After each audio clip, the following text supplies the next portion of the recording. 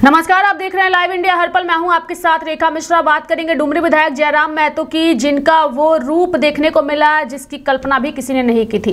दरअसल बोकारो और बेरमो का एक एरिया है जहां पर एक व्यक्ति के गोली लगने की जानकारी जयराम महतो के समर्थकों ने उन्हें दी। जैसे ही ये जानकारी जयराम महतो को मिली, उन्होंने उस इलाके के बड़ा बाबू को फोन लगाया और कहा कि इस जगह पर एक व्यक्ति के गोली लगने की जानकारी मिली है। जिसके बाद बड़ा बाबू की ओर से ये कहा गया कि हमारे पास फोर्स नहीं है, हम नहीं जा सकते।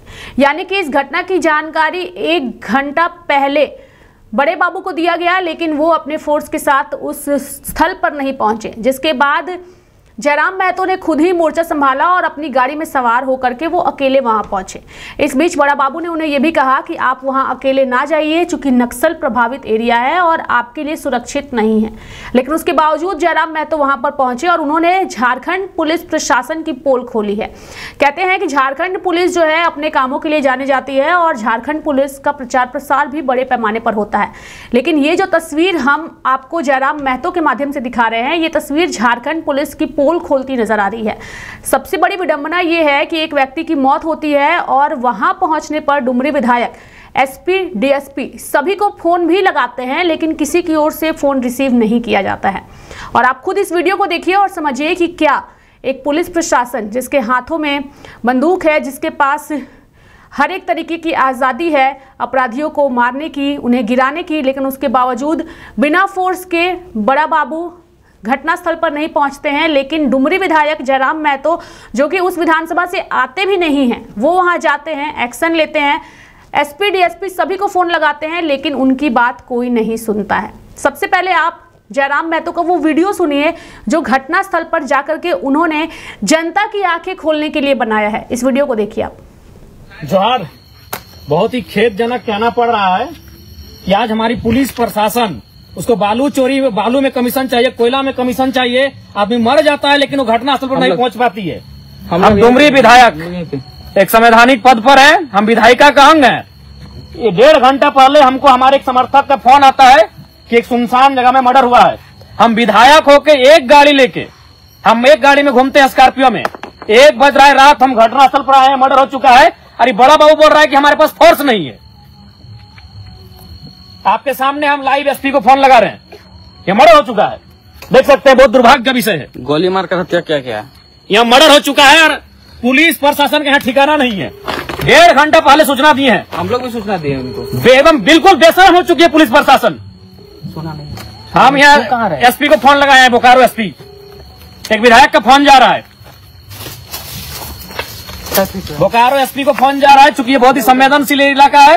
रिंग नहीं होने लगा है।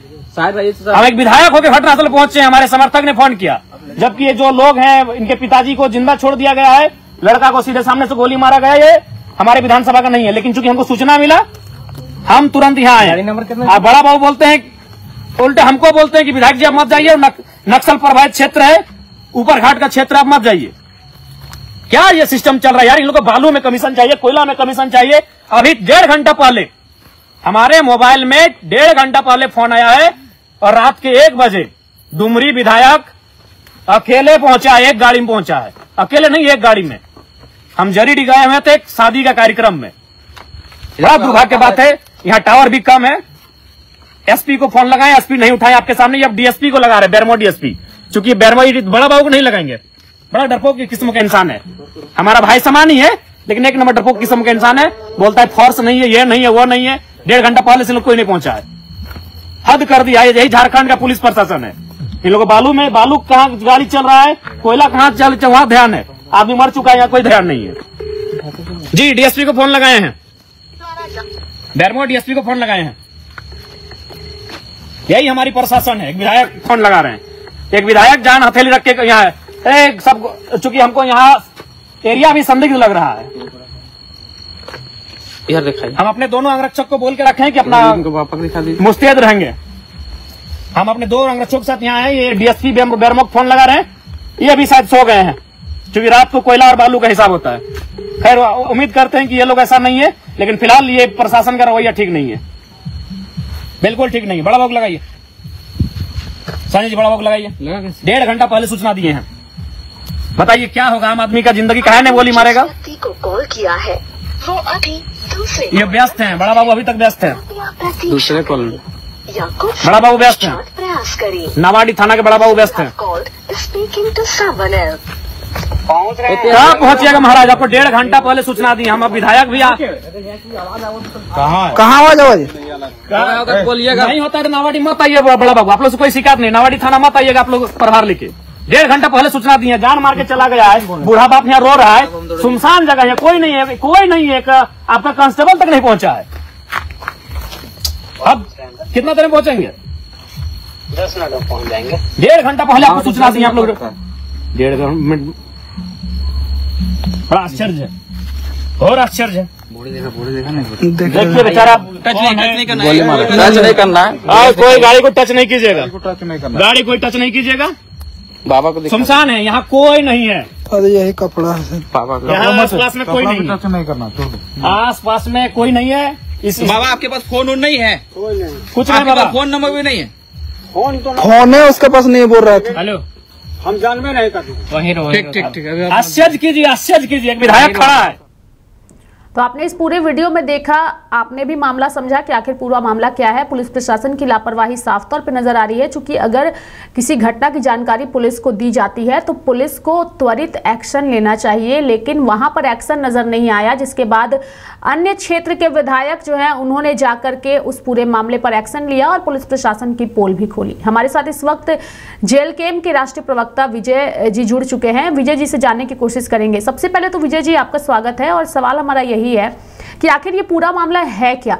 सबसे बड़ा सवाल ये है कि ये जो क्षेत्र है वो डुमरी विधायक जयराम महतो के विधानसभा क्षेत्र में नहीं आता है, लेकिन उनकी सक्रियता यहाँ साफ तौर पर नजर आ रही है। ना तो उस क्षेत्र के वर्तमान विधायक की कोई सक्रियता नजर आई और ना ही पुलिस प्रशासन की। विजय जी, निश्चित तौर पर जो वर्तमान विधायक हैं उनको उस क्षेत्र के, उनको इस बात का जवाब देना चाहिए। और सबसे बड़ी बात है कि जो बात रात के 1:30 बजे के आसपास में डुमरी के माननीय विधायक लाइव आकर के पुलिस प्रशासन से बात कर रहे हैं, लोगों को जानकारी दे रहे हैं, ये पूरी दुनिया के सामने है, सोशल मीडिया पर ट्रेंड कर रहा है। जहां तक लॉ एंड ऑर्डर का प्रश्न है, सच्चाई सबके सामने है कि कैसे पूरी झारखंड की जनता भाग्य भरोसे है। रात के अंधेरे में कुछ लोग फोन करके बुलाते हैं हेमलाल पंडित को, जो 45 वर्षीय व्यक्ति है, आपके विष्णुगढ़ का निवासी है, और इस व्यक्ति को कुछ लोगों ने बुला करके गुड फेथ में लेकर के गोली मारी है। हमको लग रहा है कि राज्य की जो कानून और व्यवस्था है उसके हालात कहाँ है, और ये हमको लग रहा है कि माननीय विधायक का जो वीडियो है ये ओपन कहानी कह रहा है, ये खुला कहानी कह रहा है कि झारखंड में कानून और व्यवस्था की क्या स्थिति है। विजय जी, एक चीज मैं चाहूंगी कि आप दर्शकों को स्पष्ट करिए कि ये जो क्षेत्र है वो किस विधानसभा के अंतर्गत आता है, बेरमो या बोकारो? नहीं, ये बेरमो का इलाका है। और हमको लग रहा है कि देखिए, जो समस्या यहाँ पे खड़ी हो रही है ना, कि लॉ एंड ऑर्डर का जो सिचुएशन है, वो लॉ एंड ऑर्डर का सिचुएशन यहाँ पे ध्वस्त हो चुका है। आपको याद होगा, आज सुबह में अखबार में पढ़ रहा था कि सीआईएसएफ करगली यूनिट के जो नए कमांडेंट हैं लक्ष्मी नारायण चौधरी, उनका एक बयान छपा है जो उन्होंने ये कहा है कि जो क्षेत्र में अवैध कोयला और लोहा की जो चोरी चल रही है उसको वो रोकेंगे। इसका मतलब है कि प्रशासन का एक बड़ा वर्ग, एक बड़ा धरा ये मानता है कि राज्य में कोयला चोरी, लोहा चोरी, बालू की अवैध तस्करी हो रही है। तो कहने का मतलब यह है कि जब लॉ एंड ऑर्डर की जिम्मेवारी जिनके ऊपर दी हुई है, जो कानून व्यवस्था के संचालक जो है, जिनको रिस्टोर करने का, मेंटेन करने का जिम्मा दिया हुआ है पुलिस फोर्स को, वो इन सब चीजों में लिप्त है। तो कहीं ना कहीं राज्य का जो प्रशासनिक अमला है वो उन सब चीजों में लिप्त है जो खुद ही गलत है। तो कानून व्यवस्था संभलेगा कैसे? ये जो पूरा जो वाकया है वो एकदम नेग्लिजेंसी का, अभी आप सुन रहे थे उसी वीडियो में विधायक जी कह रहे हैं कि 1.5 घंटा पहले उन्होंने नवाडी के थाना प्रभारी को बुलाया है, सूचना दी है, वो अभी तक नहीं पहुंचे। वो उनको भी डराने की कोशिश कर रहे हैं कि ऊपर घाट का इलाका है, नक्सल प्रभावित इलाका है, आप उस इलाके में मत जाइए। तो कोई किसी व्यक्ति की हत्या हो जाती है और एक बूढ़े बाप के सामने जवान बेटी की हत्या हो गई, गोली मारकर उनको मर्डर कर दिया गया है, और हालात ये है। पुलिस उदासीन बनी हुई है, ये उदासीनता एक्सेप्टेबल नहीं है। और जिस ढंग से बोकारो के एसपी और बेरमो के डीएसपी, इन दोनों लोगों ने रात में इतने जरूरी कॉल को, विधायक के कॉल को इन लोगों ने रिसीव नहीं किया। निश्चित तौर पे इनको भी जवाब देना चाहिए कि ये लोग, जो इनकी मेन ड्यूटी है, जो मेन काम है, उसमें ये लोग इतनी उदासीनता क्यों बरतते हैं।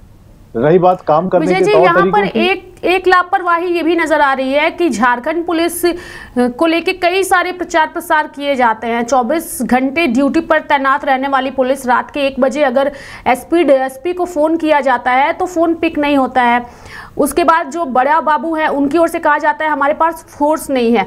तो एक पोल तो यहाँ ये भी खुल रही है कि जो पेट्रोलिंग की गाड़ियां रात में चलती है पुलिस प्रशासन की, या तो उस एरिया में नहीं घूम रही होगी, क्योंकि ऐसा होता है कि अगर बड़ा बाबू को फोन किया गया और उनके पास उस वक्त फोर्स नहीं थी तो उस एरिया में घूम रही पेट्रोलिंग की गाड़ियों को भी उसकी जानकारी दी जाती है, लेकिन वहां पर वो भी फेल नजर आया है। विजय जी, निश्चित तौर पर जो पीसीआर कनेक्टिविटी है उसमें जो मैसेज है वो मैसेज सर्कुलेट होता है, लेकिन किस कारण से पीसीआर वहां पे जो पेट्रोलिंग पार्टी है वो भी नहीं पहुंची है। थाना को तो छोड़िए, पीसीआर को जाना चाहिए था।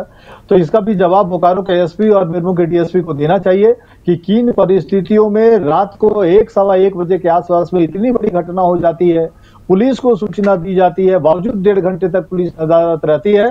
बोकारो के एसपी और बेरमो के संबंधित डीएसपी, इन दोनों को पूछा जाना चाहिए कि भाई किस कारण से आप लोगों ने उदासीनता बरती है, इसका जवाब दीजिए आप लोग।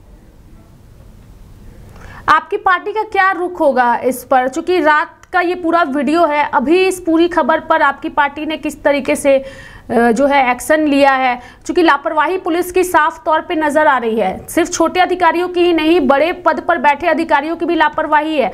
क्योंकि 1 बजे रात में ही अगर पुलिस प्रशासन के बड़े अधिकारी सो जाते हैं तो फिर जनता की सेवा कौन करेगा?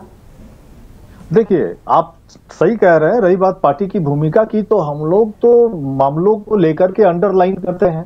हमेशा हम लोग प्रशासन और शासन को ये बताने का काम करते हैं कि कहां पर नेग्लिजेंसी है, कहां पर आपको काम करने की जरूरत है और किन चीजों में आपको मुस्तैद रहने की जरूरत है। लेकिन मौजूदा हेमंत सोरेन सरकार के जो कर्ता धर्ता है, जो इनसे जुड़े हुए जो लोग हैं, उनका काम कोयला चोरी है, बालू चोरी है, लोहा चोरी है। तो हमको लग रहा है कि ये स्थिति बहुत भयानक है। कानून व्यवस्था भगवान भरोसे है झारखंड के अंदर। जो यहाँ की जनता है वो भाग्य भरोसे छोड़ दी गई है। उनको अपनी सुरक्षा का ख्याल खुद ही रखना होता है। अपराधी बेखौफ है। गुड फेथ में लेकर के हेमलाल पंडित को बुलाया जाता है नवाडी इलाके में और उनको गोली मार दी जाती है। बूढ़ा बाप तड़पता है, देखता रह जाता है इन सब चीजों को।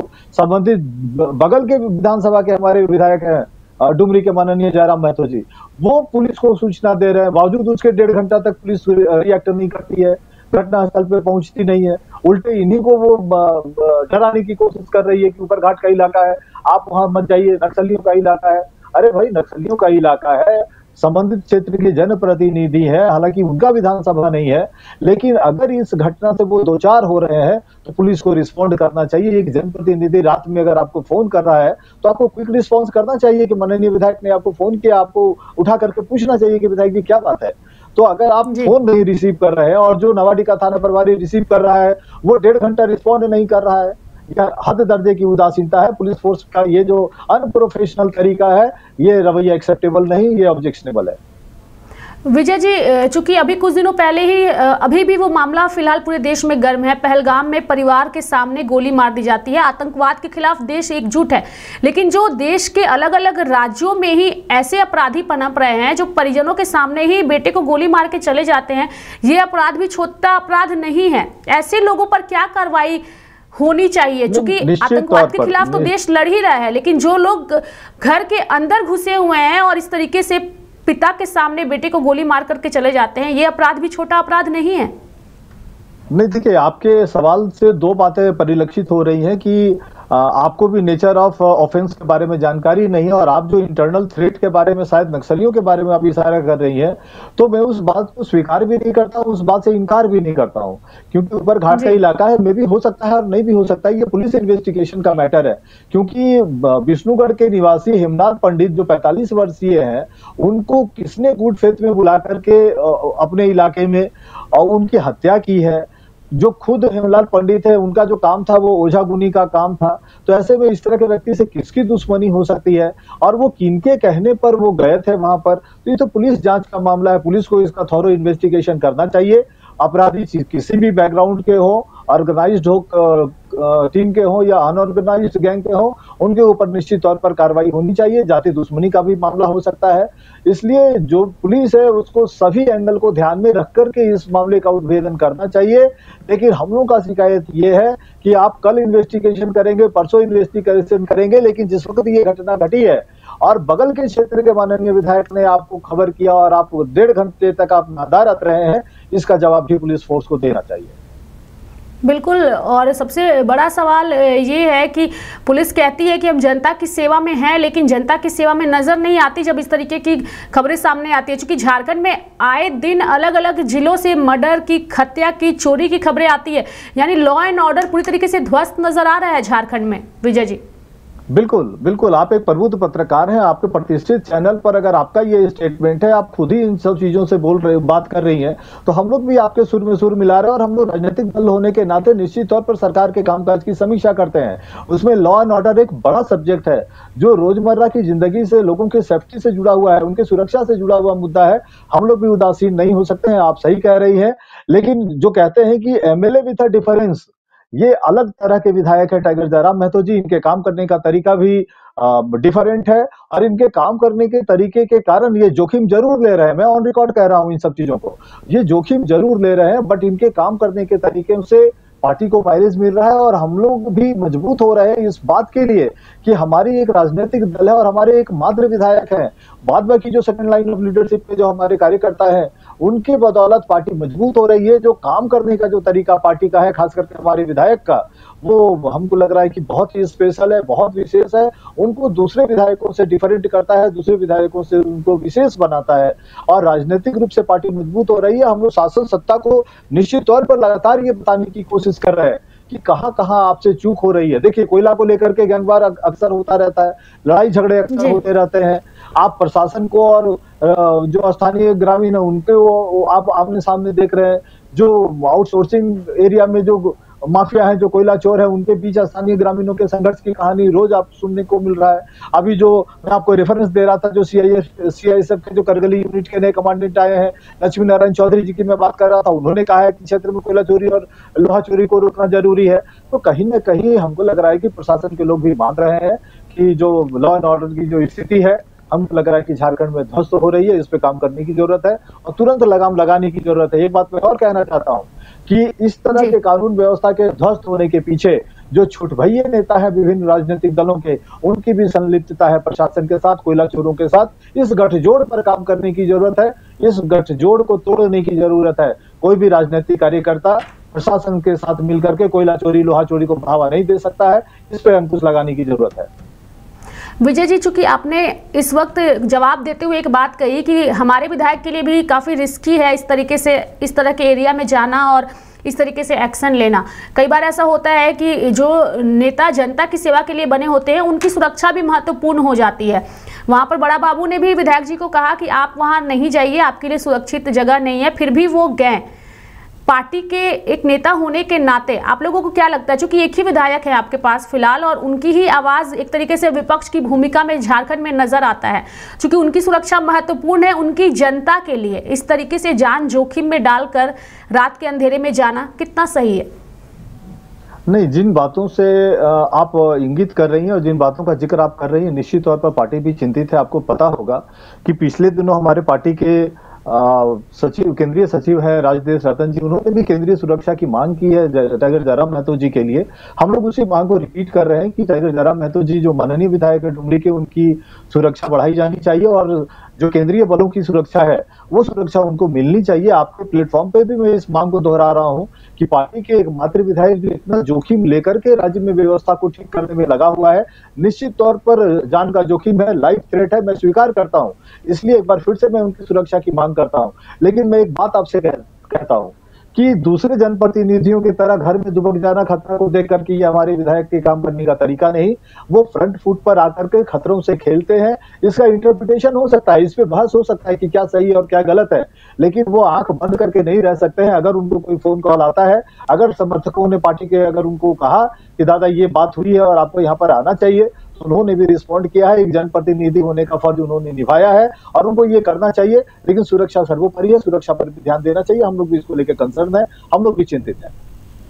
चलिए, बिल्कुल सही कहा आपने। बहुत बहुत धन्यवाद विजय जी हमारे साथ इस कार्यक्रम में जुड़ने के लिए और तमाम जानकारियां देने के लिए। तो डुमरी विधायक जयराम महतो काफी ज्यादा एक्टिव हैं, लेकिन उनकी सुरक्षा को लेकर के भी अब उनके समर्थकों की ओर से मांग की जा रही है, चूंकि वो बिना किसी डर के अकेले कहीं भी चले जाते हैं और ऐसे में माननीय होने के नाते और कई सारी चीजों पर खुलकर अपनी बात रखने की वजह से कई लोगों के निशाने पर भी रहते हैं। तो ऐसे में उनकी पार्टी की ओर से लगातार ये मांग की जा रही है कि उनकी सुरक्षा व्यवस्था बढ़ाई जाए और इसको लेकर के केंद्रीय गृह मंत्रालय को भी एक पत्र पार्टी की ओर से लिखा गया था, लेकिन अब तक उस पर कोई रिस्पॉन्स नहीं मिला है। ऐसे में झारखंड सरकार को भी ऐसे विधायकों की सुरक्षा जो है और पुख्ता करनी चाहिए ताकि जनता की सेवा वो इस प्रकार कर सके। लेकिन फिलहाल ये मामला बेहद गर्म नजर आ रहा है, चूंकि झारखंड पुलिस की पोल जो है जयराम महतो ने खोला है और देखने वाली बात होगी कि अब आने वाले दिनों में इस मामले पर लापरवाही बरतने पर अधिकारियों पर क्या कुछ एक्शन होता है। मेरे साथ फिलहाल अभी के लिए इस खबर में इतना ही। आप देखते रहिए लाइव इंडिया हर पल। नमस्कार।